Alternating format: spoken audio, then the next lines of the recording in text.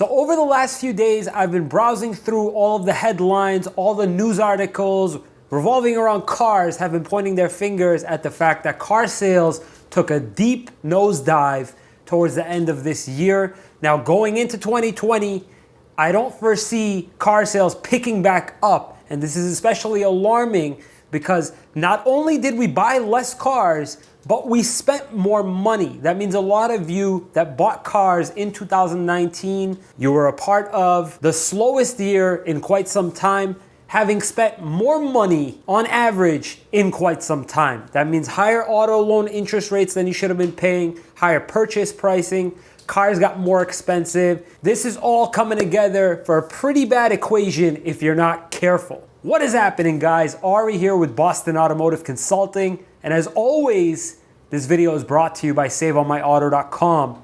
SaveOnMyAuto.com is a resource you can use so that you can shop around for the best possible deal. And if you haven't already, please consider subscribing because this whole channel is going to teach you everything you're going to need to know so that you can negotiate your best possible deal. Now, regarding the title, slowest month of the year to purchase a car or lease a car, just to go into the dealership in general. Guys, your first guess, you might have been thinking a winter month, something like maybe February or possibly January. If you guessed January, you're 100% right. But if you guessed February, I think your logic might be a little bit skewed. It's not so much the fact that it's really cold in February. It has something to do with it, but I'm about to break down exactly why it's January as being the slowest month of the year for car sales. Going into the new year, a lot of people are under the impression that all the big sales events took place at the end of the year, and going into the new year, it's a fresh slate. Dealers aren't motivated to get deals done.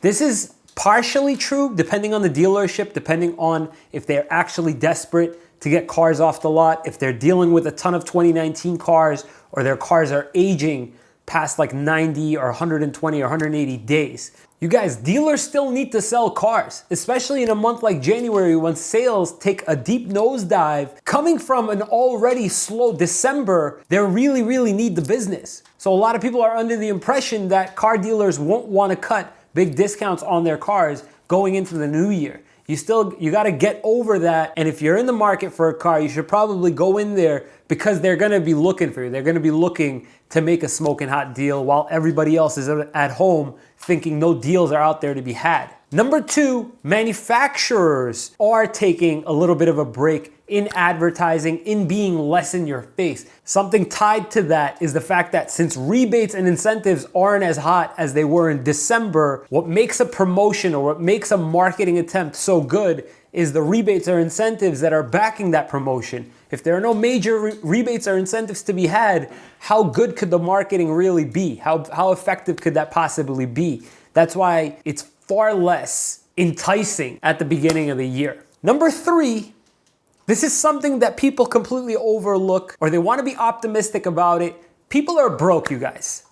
During December, people spend tons of money on gifts, on travel, on you name it, they're broke. So the issue behind buying a car when you're broke, usually buying a car, sometimes when it does happen, it happens, and it happens over a course of a few days. You kind of have the idea pop in your head and you're like, let's go visit the dealership. Hey, I really like the car. Let me buy it. Usually in January, after the holidays are done, what may have, kind of juggled around in your brain as far as, hey, I want to go visit a dealership, that may be a faint and comical memory at this point after seeing your bank account this morning. Those of you who have spent all your money, going into the dealership is probably the last thing you actually want to be doing right now. Number four, speaking of broke, even if you had a little bit of money to put down as your first payment, chances are, if you fall into that category of being broke, your credit is probably shot after charging up your credit card so much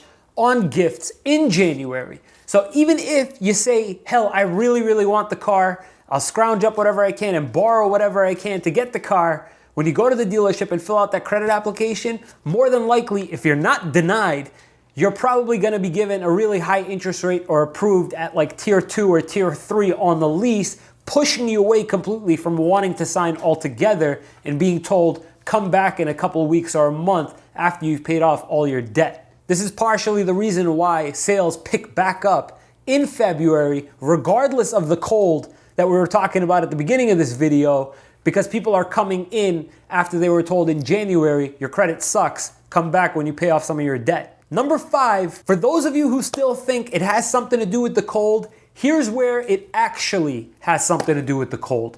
Normally, when it gets cold, it snows.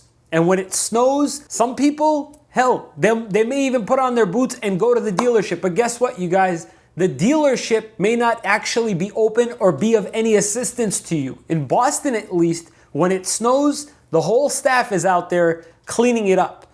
I don't mean they're out there with their shovels, etc. They're out there cleaning off the cars. So if you're shopping around for a car and you're dealing with it after a snowstorm or whatever, and you can't seem to find anybody, more than likely they're out there cleaning off cars and being a lot less helpful than you need them to be. Ask me how I know.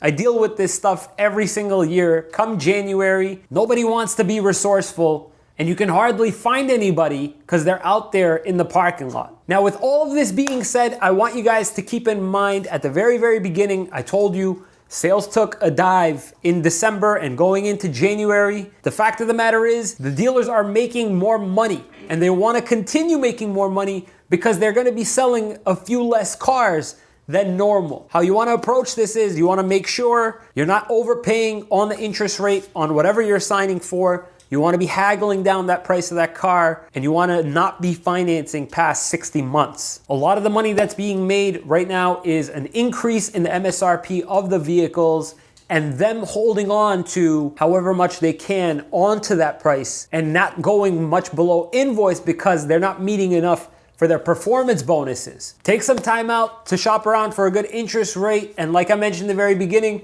visit saveonmyauto.com to start shopping around multiple dealers to compare the best price on the car that you're looking for. If you found this information useful and you want to see more of these new car buying and negotiation tip type videos, please consider subscribing.